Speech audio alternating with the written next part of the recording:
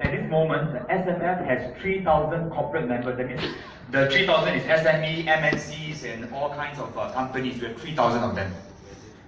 Tất cả các thành viên của chúng tôi tính đến bây giờ là có 3.000, là bao gồm cả các doanh nghiệp nữa.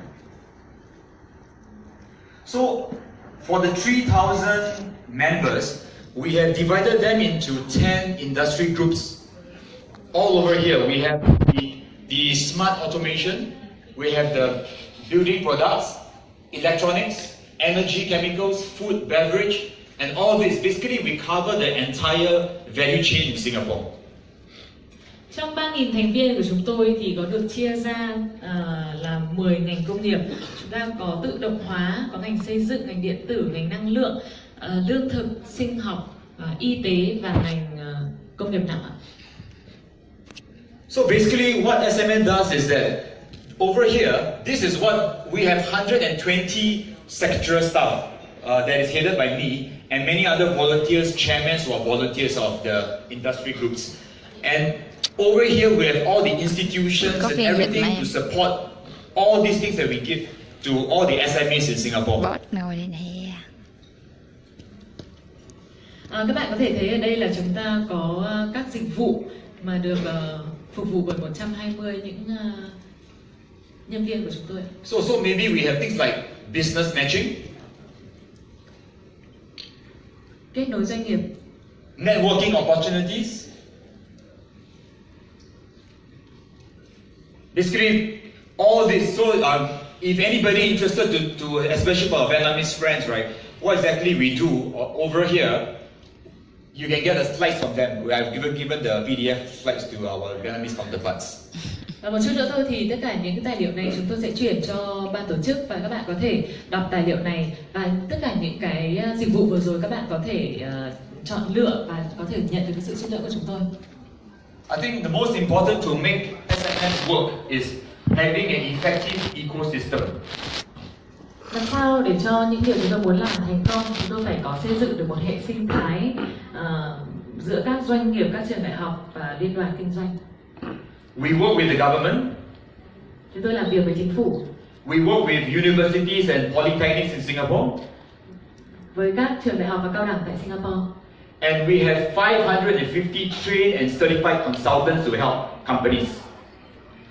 Và chúng tôi có đến 550 những người cố vấn mà đã được huấn luyện và được chứng nhận.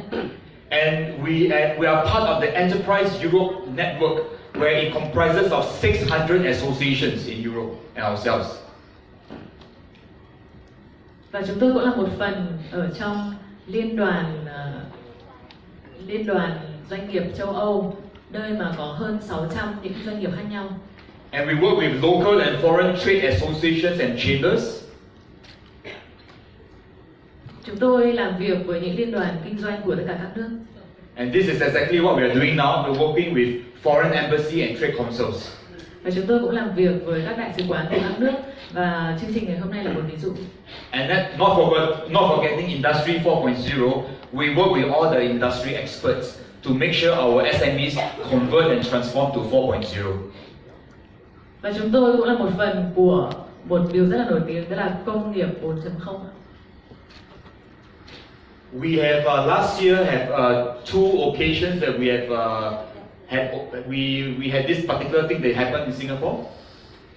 Và đây là một trong những sự kiện được tổ chức vào năm ngoái, tháng 11 năm ngoái, giữa công ty của chúng tôi và Việt Nam. And the MOU was signed last year.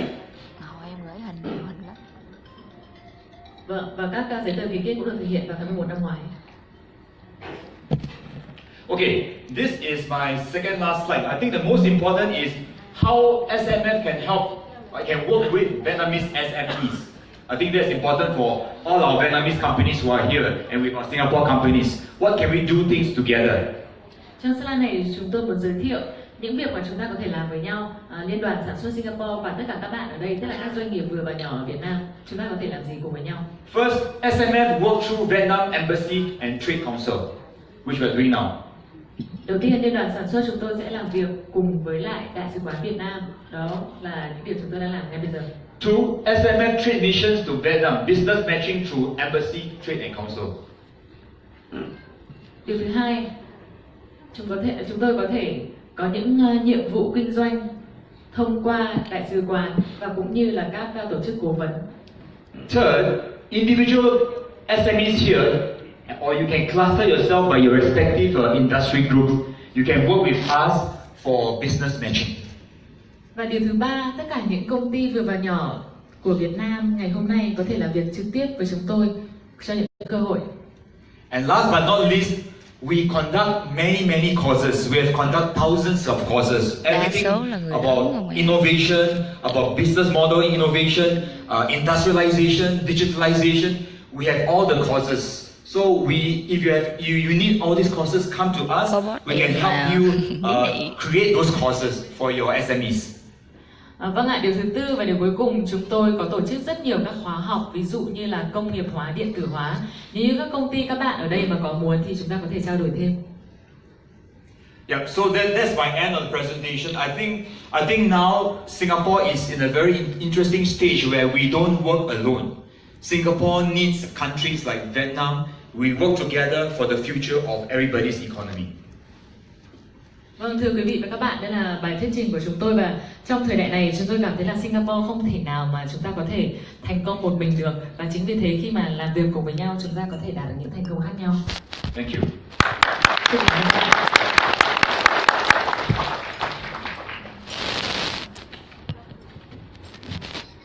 Vâng, xin được cảm ơn bài chia sẻ vừa rồi của ông Andrew, Tổng thư ký Liên đoàn Sản xuất Singapore.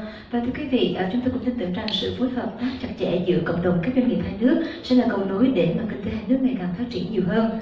Và tiếp theo chúng ta sẽ cùng đến với bài phát biểu của ông Soyida, trưởng ban quản lý The National University of Singapore Society and USS.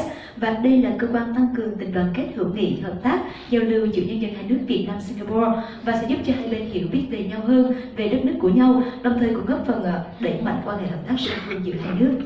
Thank you once again, Mr. Andy Yuen. And now I would like to invite on stage to share with us his keynote speech, Mr. Soyida from the Management Committee of the National University of Singapore Society. Please, the stage is yours.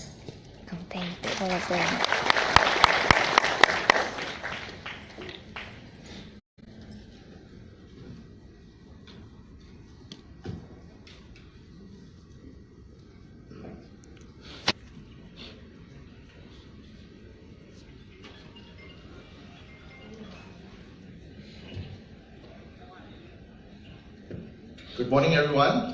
Dr. Tan, President of the Vietnam Association of Small and Medium Enterprises. Việt Nam mình cũng Mr. có Lin, đi Minister doanh nghiệp Councillor nữa. and Deputy Chief of Mission of the Embassy of the Socialist Republic of Vietnam in Singapore.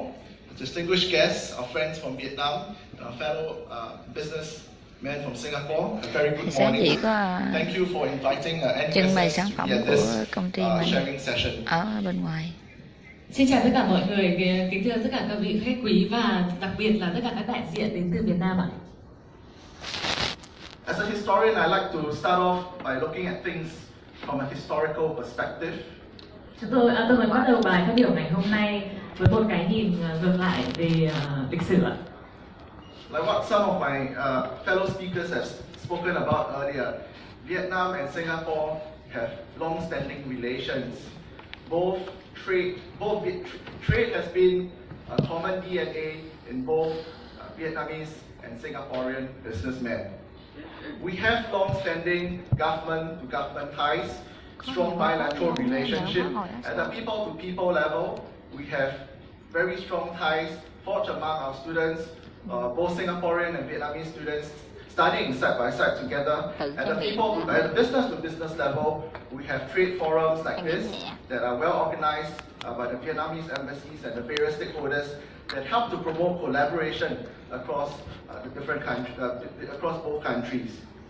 Vâng, như lúc nãy chúng ta có những vị khách đã chia sẻ, Việt Nam và Singapore đã có một mối quan hệ rất là lâu đời và mối quan hệ này được thực hiện ở rất nhiều các mặt. Chúng ta có mối liên kết chặt chẽ giữa con người với con người ngay từ tất cả sinh viên, chúng ta có sự trao đổi với nhau. Giữa các doanh nghiệp thì chúng ta có những diễn đàn thương mại như chính là buổi họp chúng ta có ngày hôm nay đây ạ. I must say, all of us here are all very fortunate because we are living in the ASEAN region, a region of exciting, dynamic opportunities, of 600 million people and many untapped opportunities that are awaiting all of us. Tôi phải nói là chúng ta rất may mắn, Việt Nam và Singapore chúng ta ở trong khu vực ASEAN, một khu vực mà có đến 600 triệu người và có rất nhiều cơ hội cho tất cả các doanh nghiệp của chúng ta. Both our countries are at different stages of growth. Vietnam is an emerging economy with tremendous potential, growing at 6 to 7% GDP a year. There are a lot of different industries that are booming. You know, real estate is booming, the banking sector is growing. Whereas in Singapore, we are a mature, developed economy, growing much slower at about 3%. But there are still a lot of new opportunities and areas of expertise that we can continue to contribute to the ASEAN region. Both Singapore and Vietnam presents different strengths and opportunities. Thưa quý vị và các bạn, Việt Nam và Singapore chúng ta đang có hai sự phát triển ở hai tốc độ khác nhau. Trong khi Việt Nam phát triển ở mức 6 đến 7 GDP hàng năm, có rất nhiều ngành công nghiệp đang phát triển vô cùng mạnh, ví dụ như là nhà đất hay là ngân hàng. Bên cạnh đó, Singapore thì là nước đã phát triển rồi và tốc độ thì chậm hơn một chút, khoảng 3 đến 5%, nhưng có rất nhiều các cơ hội. Và Việt Nam và Singapore, cả hai nước đều có những điểm mạnh khác nhau. If we just do business in one country alone, or if we just stick to our own businesses within our within our comfort zone, then the opportunities are only so limited. But if we collaborate, and it is in this spirit of collaboration where we come together to establish win-win partnerships, these are opportunities where we can make so much more differences and grow together as a much more successful ASEAN community. Nếu chúng ta chỉ kinh doanh ở một quốc gia không thôi, Việt Nam hoặc là Singapore, thì mô hình kinh doanh này sẽ tự hạn chế những cơ hội của cả hai nước. Và vì vậy, với sự kết hợp và trao đổi là vô cùng quan trọng, và cùng với nhau cả hai nước sẽ phát triển được mạnh mẽ hơn, đặc biệt khi so sánh với khi hoạt động đơn lẻ. And it is in this spirit of collaboration and partnership, which is why we are here today. And I'll just quickly take you through, the slides and what NUSS does as a society. Và bây giờ tôi sẽ giới thiệu với các bạn NUSS chúng ta làm gì và đóng góp như thế nào với xã hội. So our mission is actually to establish a lifelong relationship with our alma mater, which is the National University of Singapore. It is the top university in Asia and of course I would say the world. And as well as the wider graduate community. Nhiệm vụ của NUSS đó chính là thành lập một mối quan hệ đối với NUS là ngôi trường đứng đầu Singapore và cũng nằm trong top của thế giới. Và bên cạnh NUS thì chúng tôi cũng có một mối quan hệ với các trường đại học khác. You must be wondering why an alumni body is engaging with groups of businessmen, unlike the chambers of commerce or the business federation. But here's what we have to offer. We have a long-standing history established in 1954.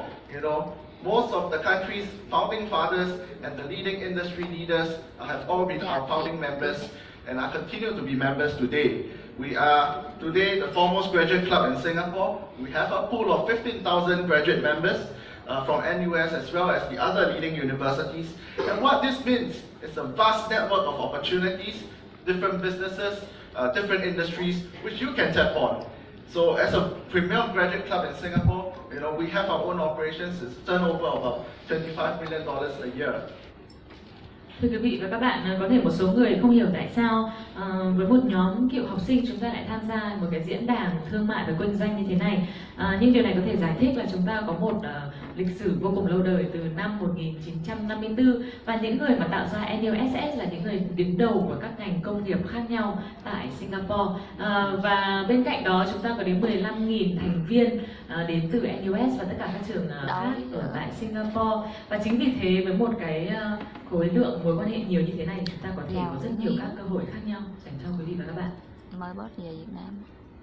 We have organized meaningful activities such as alumni bursary fund to support our alma mater. We run mentorship programs. I'll just quickly take you through this.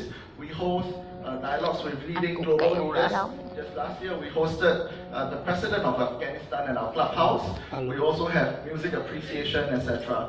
So these are some of the events that we organize. These are our club facilities at Cambridge and Suntec City. If you have time, please come drop by. We'll be happy to host you. And we have reciprocal clubs across the world with leading clubs like Yo Club in America, so on and so forth. Chúng tôi đã tổ chức rất nhiều các sự kiện lớn và nhỏ để có thể góp phần nhiều lợi ích dành cho xã hội. Bên cạnh đó các bạn có thể thấy những cái cơ sở vật chất của chúng tôi hoàn toàn dành cho cộng đồng có thể sử dụng. Và chúng tôi có mặt ở rất nhiều các quốc gia và lãnh thổ trên thế giới như là các bạn đang thấy ở đây là châu Á, Úc, Canada, châu Âu và nước Mỹ. Chào bé Ngọc. Right, these are some of our publications. I think what's more important that you need to know is that within NUSS we do have a business networking group.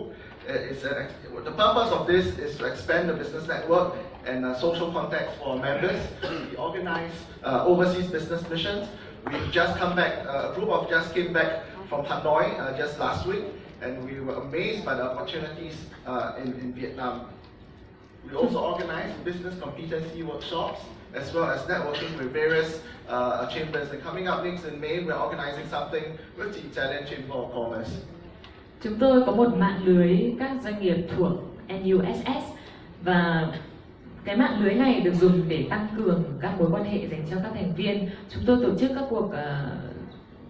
các chuyến ra nước ngoài dành cho doanh nhân ở các nước bạn. Ví dụ như tuần trước là chúng ta có một nhóm các doanh nhân đã về Hà Nội và rất là bất ngờ về tất cả những cái cơ hội dành cho các doanh nghiệp ở tại nước của chúng ta, nước Việt Nam của chúng ta. Bên cạnh đó chúng tôi cũng tổ chức các buổi tập huấn để nâng cao trình độ cho tất cả các bạn thành viên. So we organize social events that I mentioned that are useful networking platforms. We help to match the business needs and opportunities with people, across with similar interests, similar business interests, and similar industries. So let's say if you are in the textile and garment, industry, we can match you with someone from our membership that is doing something similar, and we provide collaboration opportunities.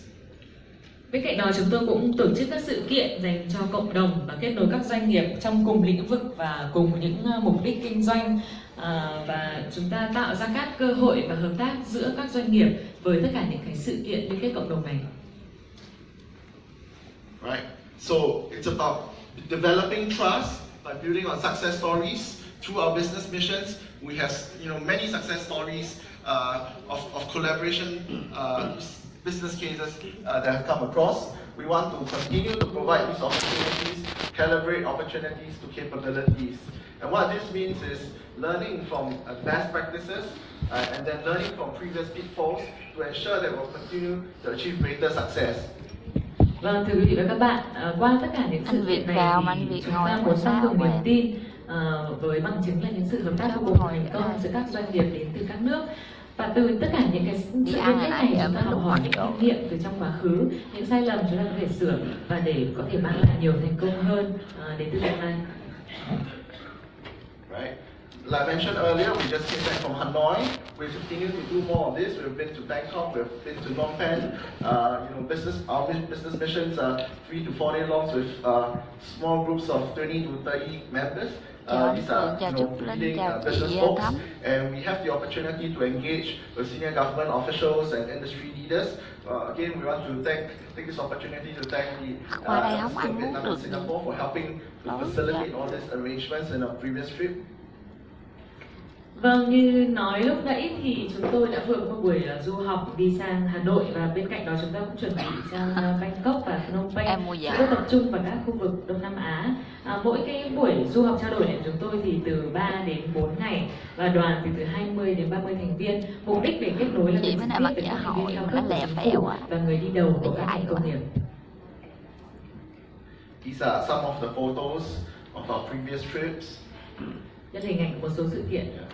We also organize business competency workshops that help to enhance business knowledge, competencies in the areas of mergers and acquisitions, how to enter equity capital markets, so on and so forth. These are typically short workshops and led by industry domain experts. Chúng tôi cũng tổ chức các khóa huấn luyện để nâng cao trình độ kinh doanh, hiểu biết về thị trường. So, this is the most important thing. Tap on our 15,000 members. There's a huge pool of opportunities out there. Right? Come collaborate with us. And if you need any professional advice, we have a huge pool of legal advisors. And people who are good with corporate affairs who are able to advise and help you with market entry into Singapore. So contact us at secretariat@nuss.org.sg. So thank you very much. Cảm ơn, thank you. Vâng, thưa các bạn, slide này vô cùng quan trọng là mọi người nếu mà muốn gia nhập cái cộng đồng có 15.000 thành viên này để chúng ta có các cơ hội khác nhau trong lĩnh vực kinh doanh thì có thể liên lạc với họ qua cái địa chỉ email như trên này ạ.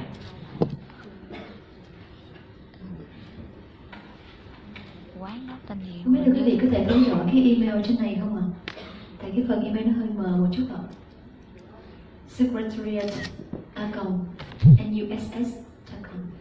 Thank you once again, Mr. Soida. Và thưa quý vị, tiếp theo chúng ta sẽ cùng đến với phần trình bày của ông Jason Ng, giám đốc Vina Capital CEO Việt Nam tại Singapore. And now may I invite on stage Mr. Jason Ng, the director of Vina Capital and the CEO of Vietnam in Singapore. Mai chiều thì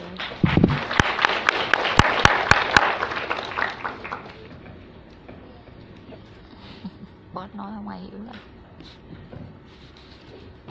Kính thưa tiến sĩ Nguyễn Văn Thân, Chủ tịch của Hội nghị Doanh nghiệp nhỏ và vừa Việt Nam.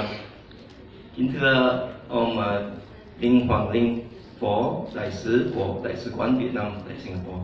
Kính thưa Miss Thân, Chairwoman of Vietnam Business Club. Xin chào các quý vị.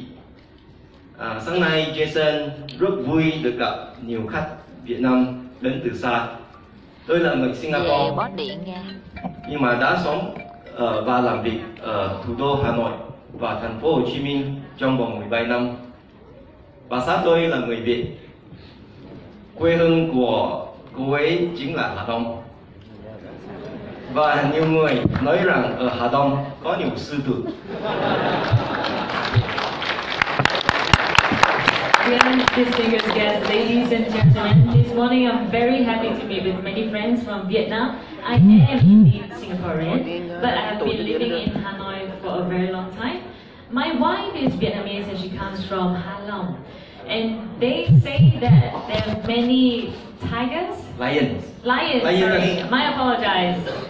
That comes from Ha Long. Nhưng vợ tôi là phụ nữ Việt Nam quyến rũ và dịu dàng.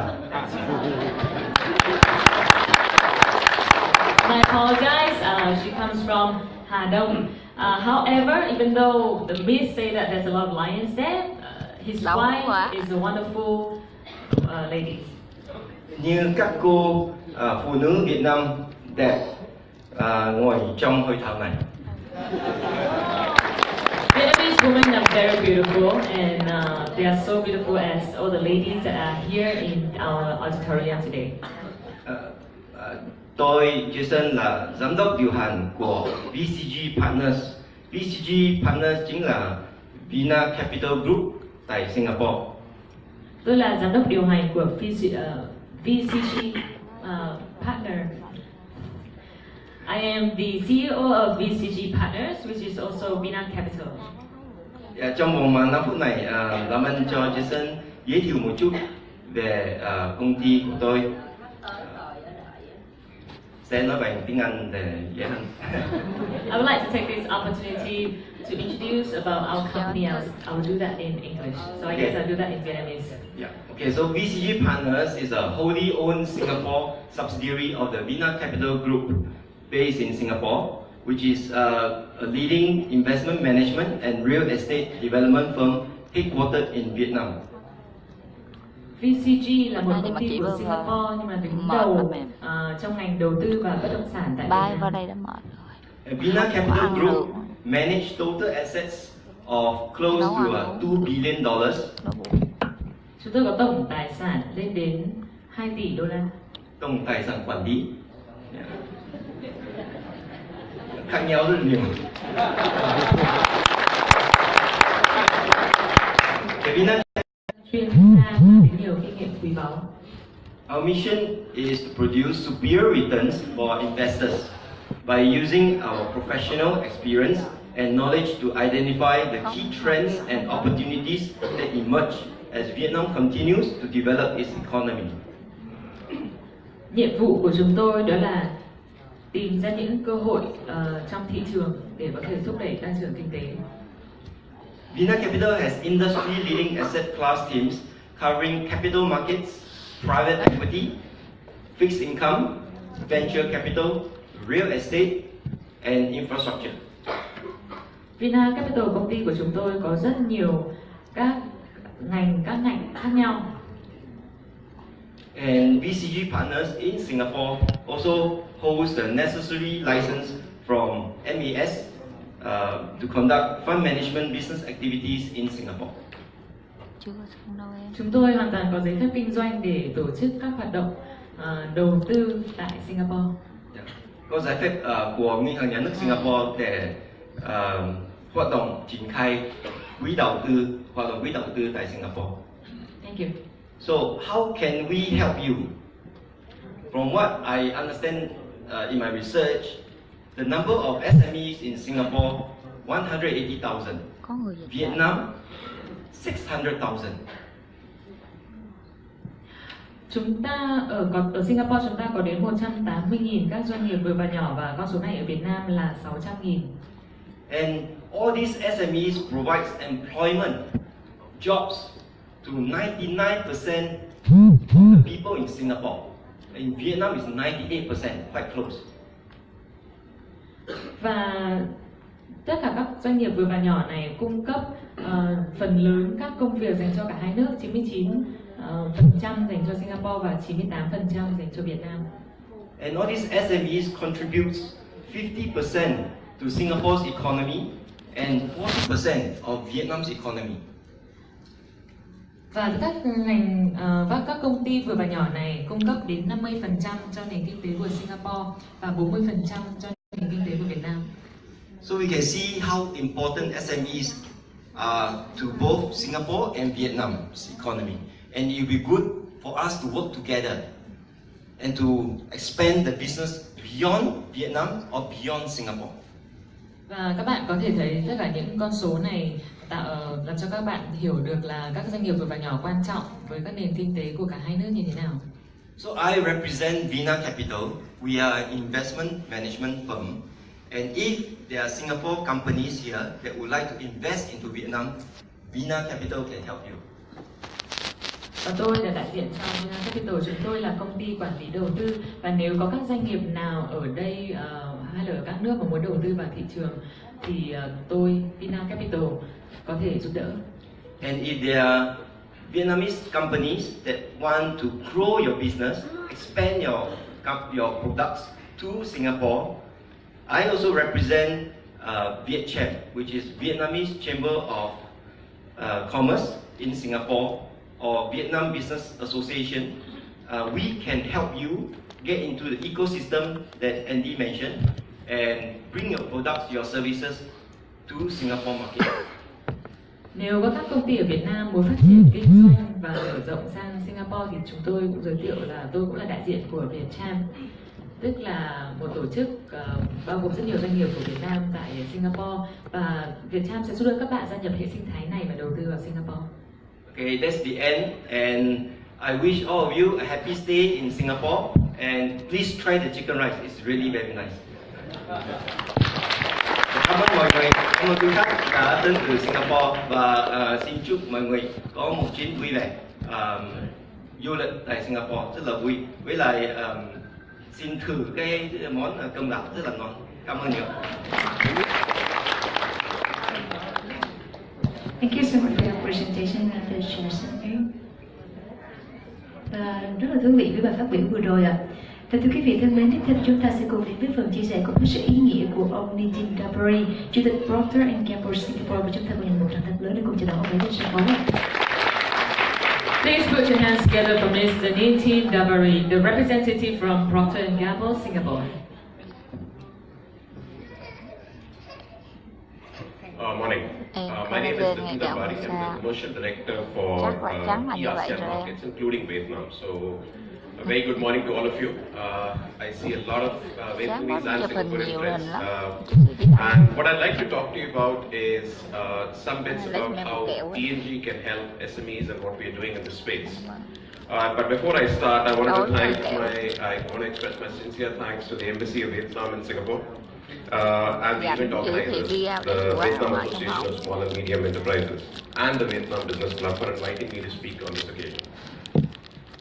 Xin chào tất cả quý vị và các bạn, tôi là Nithin và tôi là giám đốc thương mại của P&G. Và tôi đến đây chúng tôi muốn nói đến làm sao P&G có thể giúp đỡ các doanh nghiệp và chúng ta có thể giúp đỡ nhau như thế nào. Và lời đầu tiên trước khi bắt đầu tôi xin được cảm ơn đại sứ quán và đại diện của tất cả các ban tổ chức dành cho tôi một cơ hội chương trình trao đổi trong ngày hôm nay. So why am I talking to you about SME as P&G? So P&G actually started as an SME. So when we were founded, our founders started with $3,500 and over a period of time, the company has grown to $65 billion across 70 countries, 140,000 Người lớn employees. không à? Và tôi muốn nói, điều đầu tiên tôi muốn nói đến ở đây là P&G, công ty Procter & Gamble của chúng tôi được bắt đầu chính là một công ty doanh nghiệp vừa và nhỏ thôi, chỉ bắt đầu với 3.500 đô la Mỹ và bây giờ chúng ta đã phát triển thành một công ty với tổng số là 65 triệu đô trên 70 nước và có rất nhiều các nhân viên. We were one of the first American companies to invest in Vietnam. We have 3 plants, one state-of-the-art Gillette plant in Vinh, which is where technicians are trained in America and Europe and are kind of working in that plant with state-of-the-art technology. Tôi muốn nói đến là tôi có các nhà máy ở Việt Nam với những kỹ sư được huấn luyện ở Mỹ và các chương trình ở nước ngoài. We launched SMEs for SMEs a program called P&G Leadership College for SMEs, and the intent really was started in 2014 in Singapore, and the intent was to have cross-sharing of ideas, of managerial practices, of innovation, so that large multinational SMEs can come together. Chúng tôi có các học bổng dành cho các công ty doanh nghiệp vừa và nhỏ và bắt đầu từ năm 2014 tại Singapore. Và chương trình này giúp chúng tôi thu thập các ý tưởng kinh doanh, sáng tạo đầu tư làm sao có thể giúp phần dành cho các công ty đa quốc gia phát triển. And a few months ago, the same program was actually done for Vietnam SMEs in North Vietnam at the SME ministerial meeting in 2017 at the APEC Summit. So this is something we repeated in Vietnam for Vietnam SMEs. Một vài tháng trước thì chương trình này đã được mang đến Việt Nam tại miền Bắc Việt Nam cho các tỉnh phía Bắc trước. One of the programs I wanted to talk to you about today was the Signal Accelerator program in Vietnam. The program is very simple. It allows Vietnam SMEs to actually compete with global partners.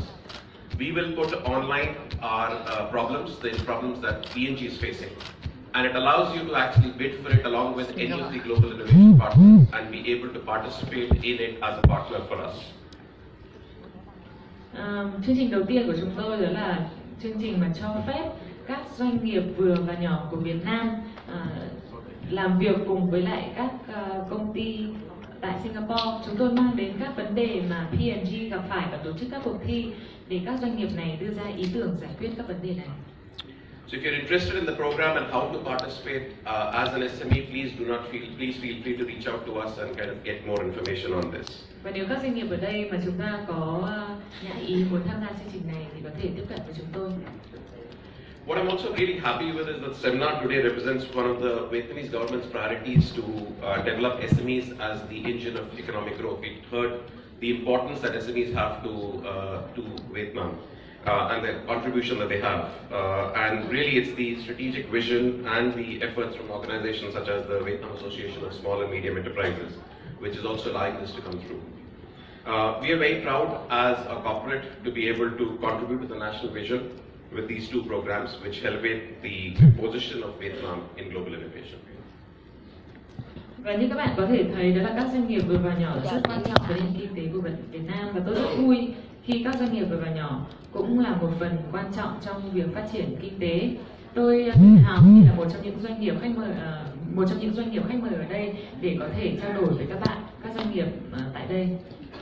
On behalf of P&G, again, thank you for allowing us to be a part of this event. I really value what the value that these events bring together to help countries come together, to help business and economic development, and the focus on SMEs. So I wish the very best of luck to the organizers and to the SMEs in this room.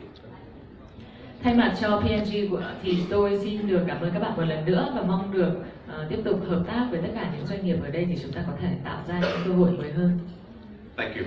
Xin cảm ơn.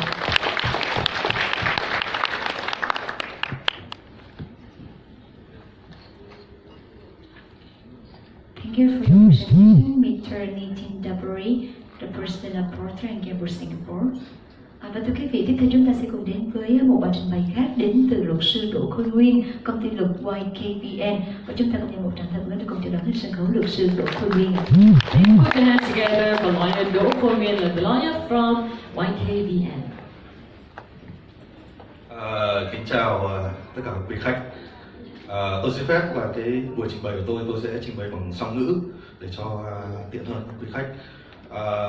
Ladies and gentlemen, I would like to have my speech in bilingual, Vietnamese and English. Gửi lâu rồi mà sao chưa nhận? My name is Đỗ Khôi Nguyên. I'm from YKVN Law. Tôi tên là Đỗ Khôi Nguyên và tôi đến từ công ty luật YKVN.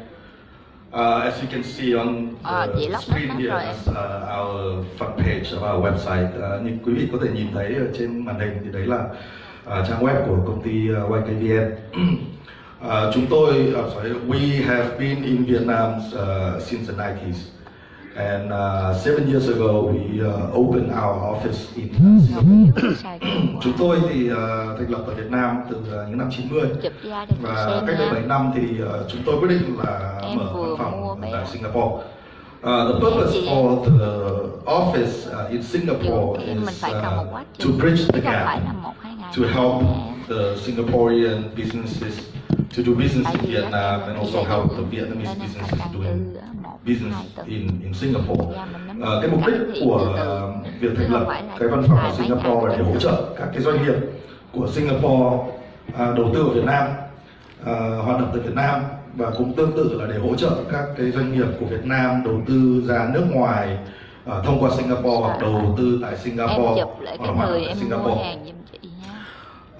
YKVN offer a wide variety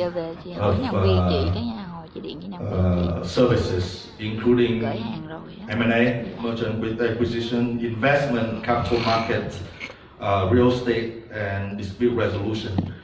Thì công ty luật YKVN thì cung cấp rất nhiều các cái dịch vụ khác nhau, trong đấy bao gồm cả mua bán và sát nhập, bao gồm đầu tư, bao gồm thị trường vốn, bất động sản và giải quyết tranh chấp. I see that there are a lot of different businesses, Vietnamese businesses, the representative of those businesses in this auditorium, and all of you have come from different industry with different sizes. Tôi nhìn thấy là trong cái khán đài này thì có rất nhiều các cái đại diện của rất nhiều các doanh nghiệp Việt Nam và đến từ nhiều các cái ngành công nghiệp và nhiều lĩnh vực khác nhau. Em không nhớ em đó vừa nào. I think for the benefit of the audience, I would like to have my presentations to highlight a few key points. If you would like to, do business with a Singaporean entity or Singaporean businesses, thì vì như vậy đâm ra là tôi muốn là nhấn mạnh một vài điểm trong cái bài thuyết trình của tôi về những cái vấn đề pháp lý mà quý vị nên cân nhắc hoặc lưu ý khi mà làm việc hoặc là giao thương với cái công ty của Singapore. The first point that I would like to highlight is in general, the Singaporean businessman mindset is somewhat very similar to the Vietnamese businessman mindset or business ladies mindset. Cái điều đầu tiên tôi muốn nhấn mạnh đây là gì là về mặt bản chất thì các cái doanh nghiệp của Singapore và doanh nghiệp của Việt Nam thì cũng có nhiều cái điểm tương đồng. Tấm trắng, không tẩy tế bào, không xông hơi, thì da mình nó lâu lên. Businesses in Singapore or businessmen in Singapore are very progressive, and a lot of they're willing to take risk, but at the same time they want to build the business or the relationship based on trust. Thì yếu tố đây là gì? Là rất nhiều các cái doanh nghiệp ở Singapore thì họ cũng sẵn sàng là mạo hiểm, cũng sẵn sàng là xông xáo vào các thị trường khác. Tuy nhiên thì họ cũng sẽ, cũng như doanh nghiệp Việt Nam thì họ cũng cố gắng là xây dựng các cái mối giao thương trên một cái trên niềm tin. However, the businesses in Singapore or the Singaporean entities do care a lot about the legal aspect, do care about the contract, and they want to have assurance based on the timeliness of the contract between the two businesses. Thì tuy nhiên là cái doanh nghiệp ở Singapore thì họ rất là họ đối xử rất là quan trọng đối với hợp đồng, đối với sự chặt chẽ trong hợp đồng. That's the reason why for Vietnamese businesses that would like to do business with the Singaporean entities, you should understand very well about the legal nature or the legal differences between the two systems.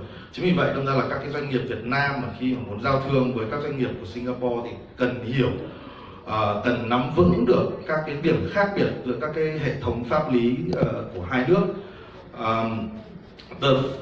The key point that you guys should pay attention to is Vietnamese law is a civil law country and Singapore is a common law country.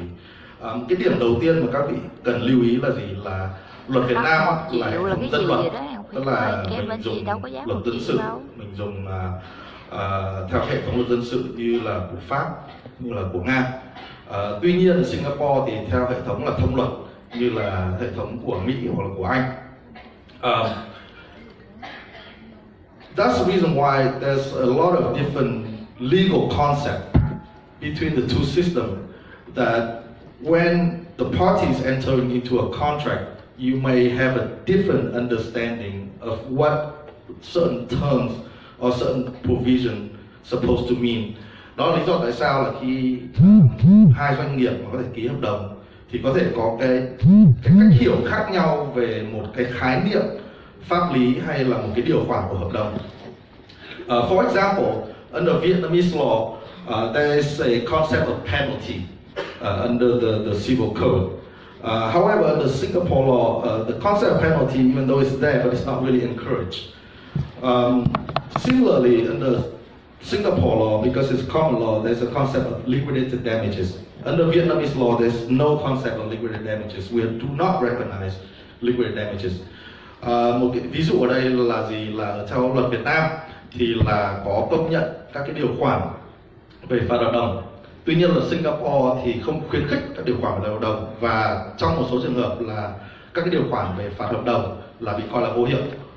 Ngược lại thì luật Singapore thì công nhận một cái khái niệm là thỏa thuận về bồi thường thiệt hại mà có xác định trước, hay còn gọi là liquidated damages. Nhưng ở luật Việt Nam thì không công nhận cái khái niệm về thỏa thuận cái mức bồi thường trước. Chị Thảo không có đi.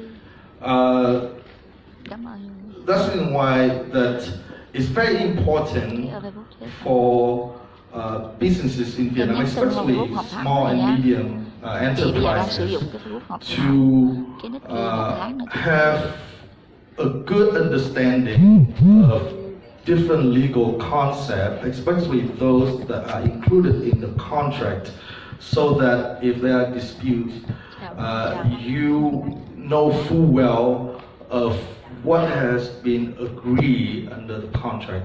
Đó là lý do tại sao mà rất là quan trọng đối với cả các cái doanh nghiệp vừa và nhỏ Việt Nam là để hiểu rất là rõ về các cái khái niệm ở trong một cái thỏa thuận hợp đồng, để mà trong trường hợp mà có tranh chấp xảy ra thì các vị hiểu rõ được cái quyền và nghĩa vụ của mỗi bên theo cái hợp đồng như vậy. Of course, I can stand here and talk a lot more about different area of law, including how to set up a holding company in Singapore, for example, for Hoàng Quân Group. I mean, you guys are no longer small and medium; you're a lot bigger. You're listed, or Siam Brothers. Tất nhiên là tôi có thể đứng ở đây tôi sẽ nói về rất nhiều các vấn đề khác, ví dụ như làm thế nào để thành lập một cái công ty holding, ví dụ như là cho công ty Hoàng Quân hoặc là Siam Brothers khi mà họ đã là niêm yết ở trên thị trường Việt Nam rồi. Or I can talk about merger acquisition, because some of the company here probably at the stage where there's some foreign investor that would like to come in and become a strategic investor or acquire some shareholding of the company. Hoặc là tôi có thể nói về các cái trường hợp hoặc một số các cái doanh nghiệp ở Việt Nam mà đã ở một cái vị thế mà đủ hấp dẫn cho các cái nhà đầu tư nước ngoài muốn trở thành một cái nhà đầu tư chiến lược hay là muốn mua một số cổ phần ở trong công ty. However, I think my time is up, so if you have any question to me, we can talk about it during the break or during lunch, and I'll be happy to answer any question that you might have.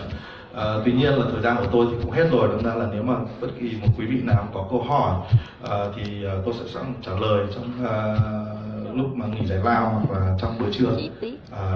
Thank you very much. Cảm ơn.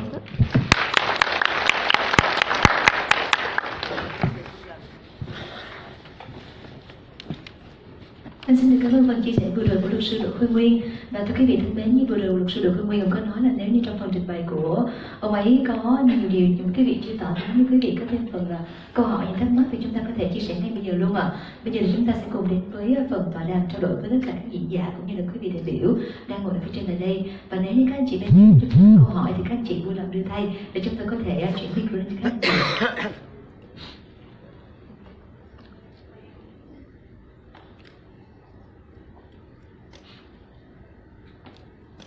Ladies and gentlemen, as mentioned by Lawyer Do Khoi Nguyen earlier, I mean the time is limited, so that's why now it's your time to actually pose any question to our panel of discussion here. So any of you who have question, please raise your hand and we will pass the microphone to you to pose the question to any of our distinguished guests here today.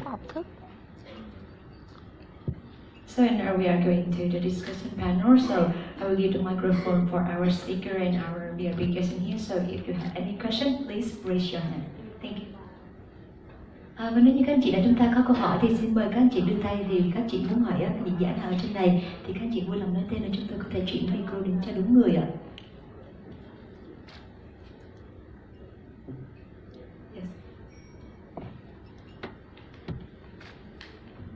Morning, Dinesh from NUSS. This question is for Mr. Do Khoi Nguyen from YKVN. Recently in our trip to Vietnam, we met with one of the banks and they talked about M&A activity and how some of the local government-owned companies are now seeking investment and divesting. Understand, because there is a high debt ratio in Vietnam. Can you share with us how maybe some Singaporean businessmen can look at these opportunities and where they can play a role?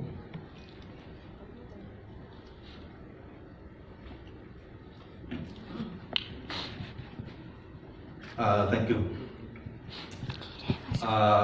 First, I have to give you a little bit of qualification. M&A is not my focus area. However, I think I can answer somewhat of your question. And before that, I will translate a little bit so the audience can have the benefit of understanding your question. So your name is Dinesh, right? Dinesh ở NUSS cũng có hỏi là gần đây trong cái chuyến đi thăm của ông ấy đến Việt Nam thì ông có được biết rằng là gần đây có rất nhiều các cái giao dịch trên thị trường Việt Nam liên quan đến việc thoái vốn trong rất nhiều các cái doanh nghiệp của tập đoàn nhà nước. Và cái câu hỏi của ông ấy là vậy thì đánh giá của tôi như thế nào về cái cơ hội của những cái nhà đầu tư của Singapore trong các cái giao dịch về việc thoái vốn trong các cái tập đoàn hoặc là công ty cổ phần nhà nước. So dear Dinesh, I think for the Singaporean investor investing in those opportunities, I think it breaks down into two categories depending on the size of the investor. For example, we have helped GIC from Singapore to acquire certain shareholding in those divestments, but because GIC is so big that they can qualify as one of those strategic investors for those deals, and they probably get a better negotiation power. However, if you're a smaller investor, then you may have to wait until the divestment happens on the stock market, and then you become one of the investor on the listed company. And I think that probably Jason probably can answer better of your question. But I think, in my view, that's the two channel for the investor from Singapore. Thì câu trả lời của tôi đối với ông Dinesh là vì là theo cái tôi hiểu thì nếu mà một nhà đầu tư ở Singapore mà muốn có những cơ hội để mà đầu tư vào trong các cái giao dịch thoái vốn như vậy thì thường nó sẽ chia thành là hai loại nhà đầu tư. Một là nhà đầu tư có tiềm năng rất là lớn, ví dụ như là công ty GIC của Singapore. GIC Singapore gọi là Government Investment Corporation, là một cái công ty gọi là của nhà nước Singapore, cái quỹ đầu tư của nhà nước Singapore. Và đối với những cái quỹ đầu tư như vậy thì họ đủ lớn để khi họ vào Việt Nam thì họ có cái tiềm năng về tài chính để họ trở thành một trong những nhà đầu tư chiến lược, và họ có thể được ưu đãi về giá trong các cái giao dịch về thoái vốn. Loại thứ hai là những nhà đầu tư mà không có đủ tiềm năng như vậy thì họ phải đợi đến lúc mà cái việc thoái vốn đã xảy ra trên các cái thị trường trên các cái sàn giao dịch niêm yết, và họ mua những cái cổ phiếu thông qua các sàn giao dịch, ví dụ như là Hà Nội Stock Exchange hoặc Hồ Chí Minh Stock Exchange. Hey Jason, you want to add anything? Đối mặt với nhà nước là tốt, đối với cái cơ hội với người đầu tư kinh doanh thì là tốt. Hai mặt nữa. Hi, yeah, so if you want to invest in Vietnam, come to me, my office, Suntec City. You can have a private chat. Nếu mà các công ty Việt Nam muốn phát triển thêm và đến thăm dò Singapore thị trường thì sẵn sàng trao đổi với Jason. Nếu mà có thể giúp đỡ với lĩnh vực của Vina Capital ở Singapore hoặc là lĩnh vực của cái doanh nghiệp Business Association tại Singapore thì sẽ sẵn sàng giúp đỡ. Cảm ơn nhiều. Thank you for the suggestion. Và thưa quý vị thân mến, thì trong phần tọa đàm ngày hôm nay, Tanya xin phép được giới thiệu đến quý vị chủ tọa sẽ là tiến sĩ Nguyễn Văn Thương, Chủ tịch Hiệp hội Doanh nghiệp nhỏ và vừa Việt Nam. So ladies and gentlemen, in our discussion panel, I would like to introduce you our moderator, is Dr. Nguyễn Văn Thương, the chairman of SME Vietnam. Thì nó cũng có cơ hội cho các nhà đầu tư nữa. Thực ra chọn một nhà đầu tư tuy là cái trong nước còn bên ngoài thằng nào lợi thế nó chọn đấy. Đây là cái phần rất quan trọng. Rồi chúng tôi cũng phải xin phép nhà tổ chức là được điều hành cái này. Thì thứ nhất là phải cảm ơn ngài tháng 8 đã tạo điều kiện để mời các bạn, nhất là các diễn giả để nói về chương trình cơ hội đầu tư giữa Singapore và Việt Nam và Việt Nam và Singapore. Thế nhưng hôm nay ấy, thì tôi thấy nó có một cái rất quan trọng, rất hay, mà có lẽ là một cái sáng kiến rất là tốt của đại sứ quán của Việt Nam tại Singapore. Tức là hiện nay các diễn giả thì bao trùm hết. Thế các vị, nhất là các bạn Việt Nam phải để ý nhé. Nhà đầu tư về tài chính có là ông đại diện cho Vina Capital, đúng không ạ? Đấy là anh Johnson, đúng không? để đại diện cho các quý vị mà có đại diện cho các hiệp hội, để liên kết giữa các giữa hiệp hội và doanh nghiệp nhỏ và vừa. Xin làm nhà phân phối thành phố Hồ Chí Minh được không? Thì là anh Hồ Chí Minh chỉ có nhà phân phối rồi em. Thì tôi rất hy vọng là nhờ anh Eddie Jun này sẽ là kết hợp với chúng tôi. Chào Trang. Mà cái này rất quan trọng để liên kết giữa hai cái thành phần doanh nghiệp nhỏ và vừa Việt Nam và doanh nghiệp nhỏ và vừa Singapore. Tôi xin nói là các bạn ở đây các bạn khó có thể liên hệ với các cái doanh nghiệp ở đây, và ngược lại là các cái doanh nghiệp của Singapore cũng khó có thể liên hệ được nếu chúng ta không thông qua được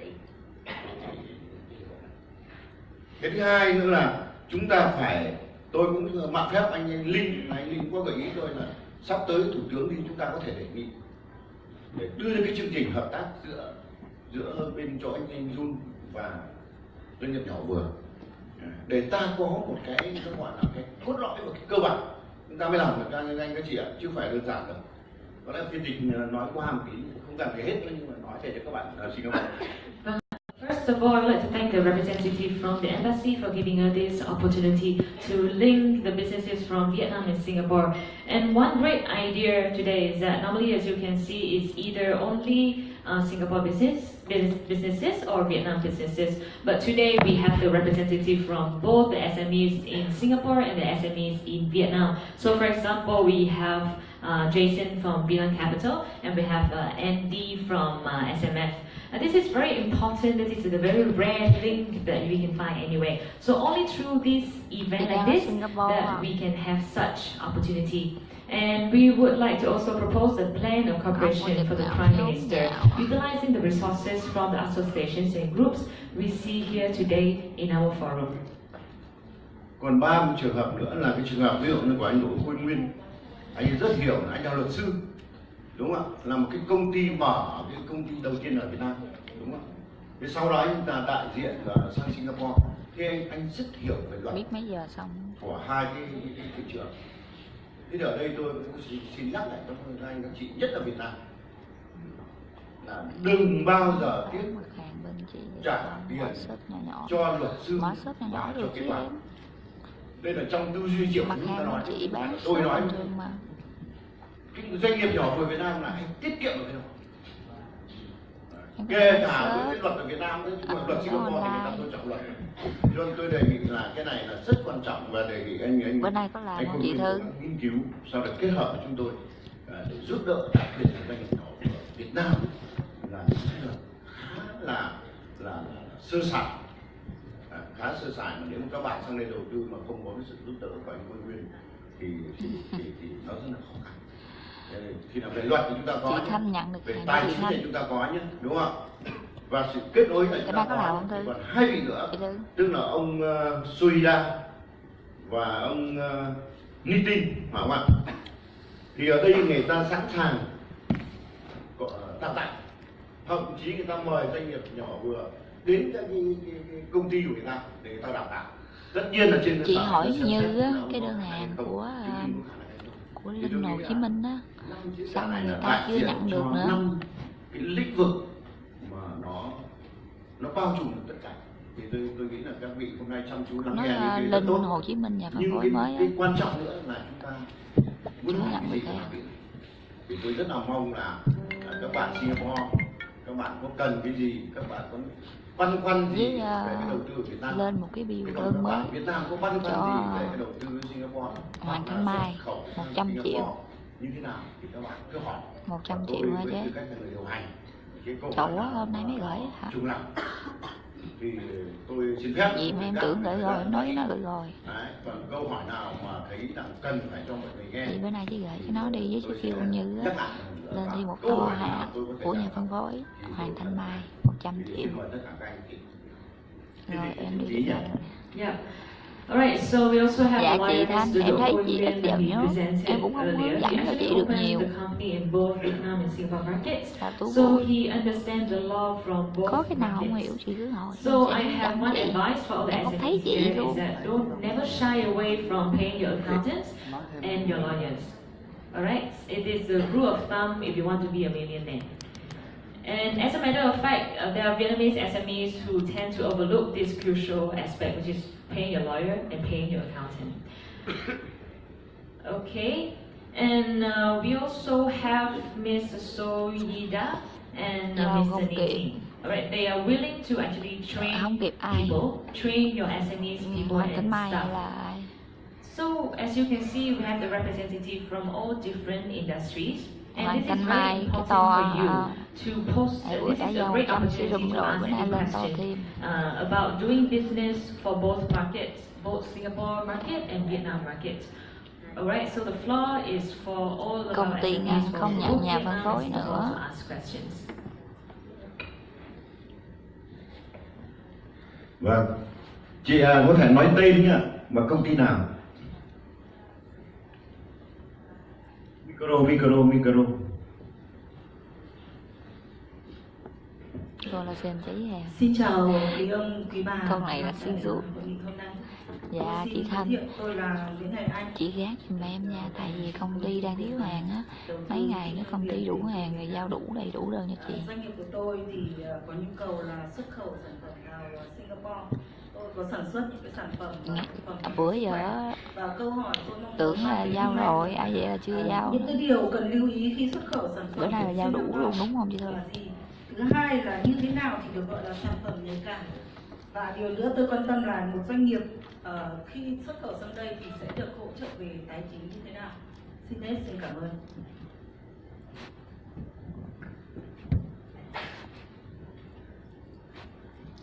Còn ai nữa không ạ? Thì doanh nghiệp Việt Nam đã mất công sang đây, có ý kiến gì thì mời các vị cứ dẫn anh. Vâng, mời anh.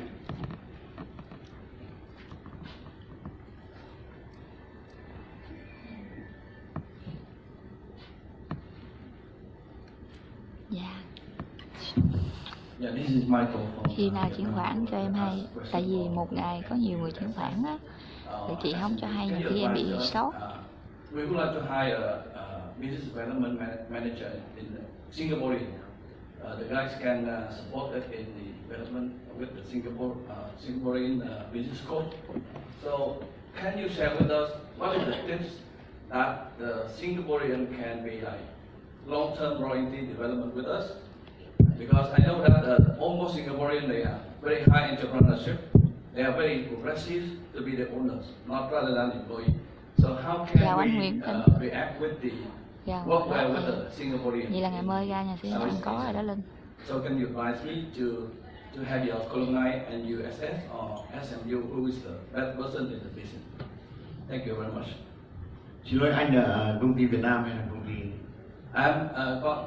Tôi là công ty ở Việt Nam, nhưng mà tôi có thành lập công ty ở Singapore được hơn 1 năm rồi.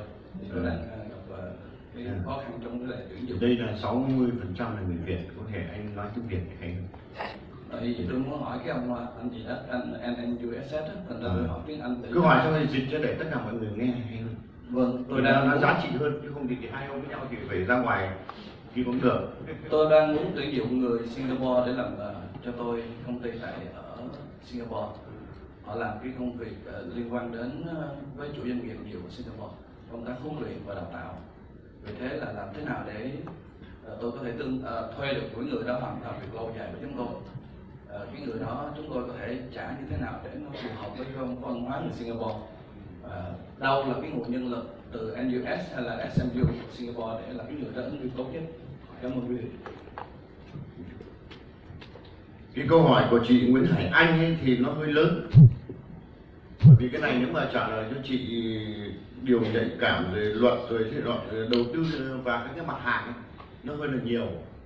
Cho nên là cái này nó liên quan đến luật. Thì có lẽ cũng xin phép anh Đỗ Phương Nguyên nói qua. Anh Nguyên thì cái câu hỏi của anh. Anh nói qua nó thèm ốc quá trời, nó về Việt Nam thì dắt cho đi ăn. Dạ vâng. Trước hết thì em xin nhấn mạnh một điểm ở nhà là công ty luật YKVN thì khi mà thành lập ở Singapore ấy, thì trong các cái chức năng ngành nghề thì chính phủ Singapore cho phép là được tư vấn tất cả các loại luật trừ luật Singapore. Lý do là vì là họ bảo hộ, tức là phải ở Singapore một cái thời gian nhất định, sau đấy rồi thì mới được quyền là tư vấn luật Singapore.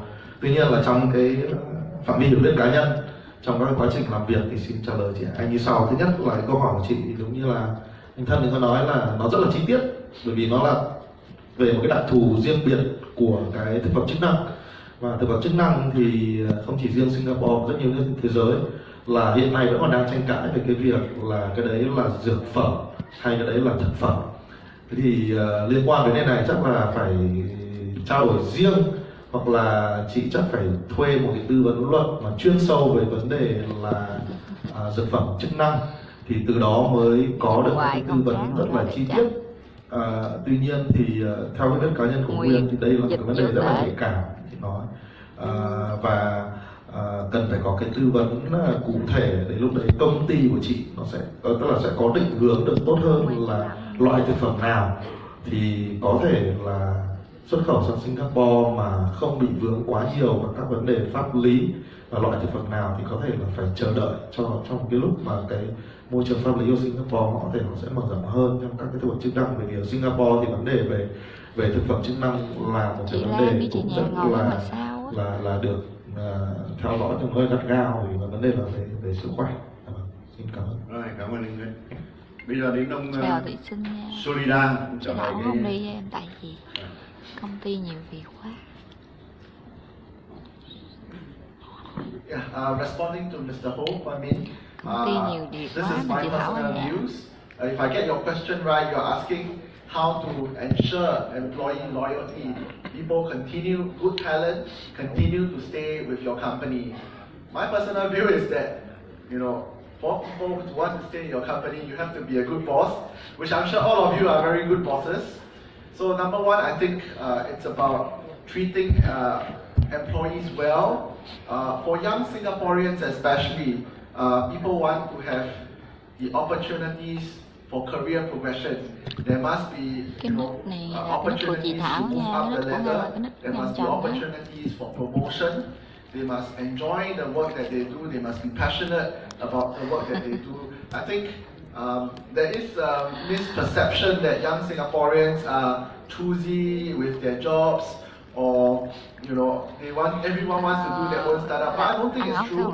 There's a fair number of young Singaporeans who are willing to, venture out there, continue to work for different firms, different businesses, accumulate good knowledge, be mentored by good bosses. I think that is something young Singaporeans are looking for. People are looking for good bosses who are willing to show them the ropes, be a good mentor, show them the way. I think that's the most important thing in terms of employee retention. Then of course, remuneration, the pay, the salary for them must continue to be competitive. The next part, the next segment, the answer to your question about where to find these talents, I think at our local universities, I believe NUS, NTU, SMU, they have all been actively sending the undergraduates out to the different countries for overseas exchanges, to gain experiences, to make friends. So I think our local universities have been actively sending students to ASEAN countries to network and to do internships. So I think our graduates are familiar with the ASEAN region. Many are eager to work for companies in the emerging markets. And I think if you are keen, I'll be happy to help link you up and introduce you to say the career offices of these universities, so that you are able to have a good pipeline of talent to continue to help you out and advance your business, both locally in Singapore as well as in the region. So I think I can follow up with you separately on that. Rồi, cảm ơn ông Surira. Tôi đề nghị là các cái câu hỏi ngắn thôi và các vị trả lời nó cũng ngắn thôi. Nếu mà cái vì ngắn mà không trả lời mà nó gọn ghẽ được thì chúng ta hẹn vào dịp khác, hoặc thông qua chỗ chị Trần Thu Quỳnh và chị Nguyễn Thị Thu Minh, cái tập hợp lại xong rồi chúng ta trả lời. Thế mà nếu mà trả lời như này thì lại ảnh hưởng đến người khác, mà chúng ta chỉ còn 20 phút nữa thôi. Bây giờ tiếp tục có ai không ạ? Vâng, mời chị.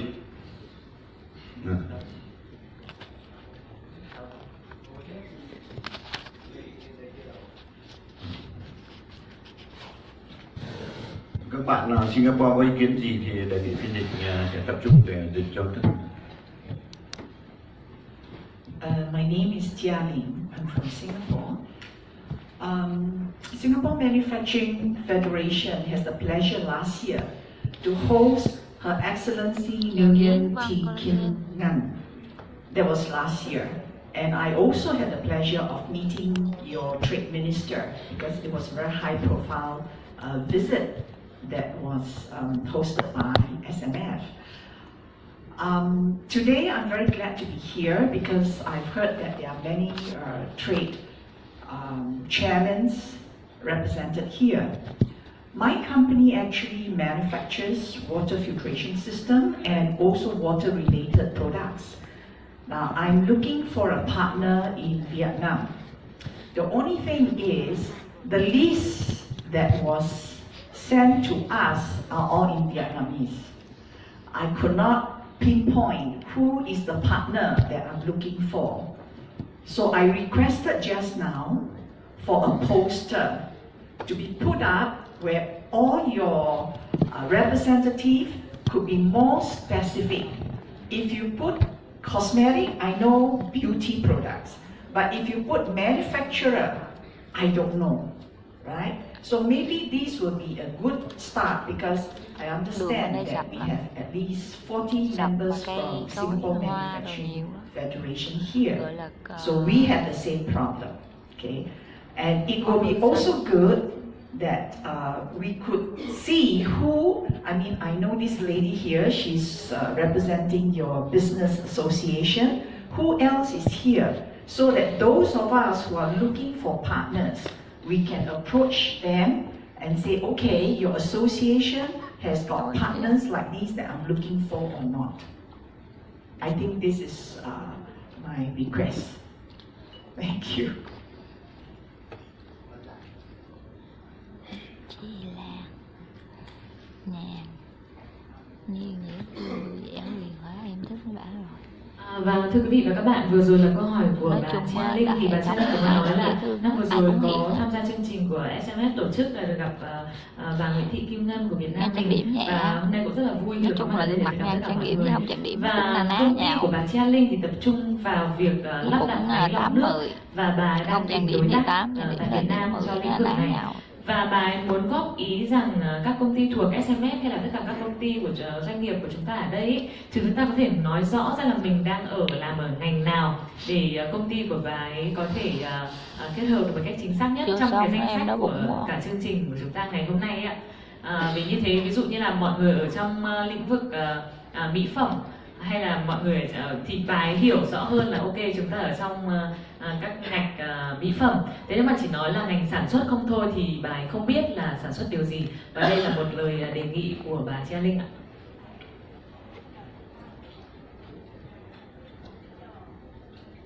Vâng, cảm ơn bà.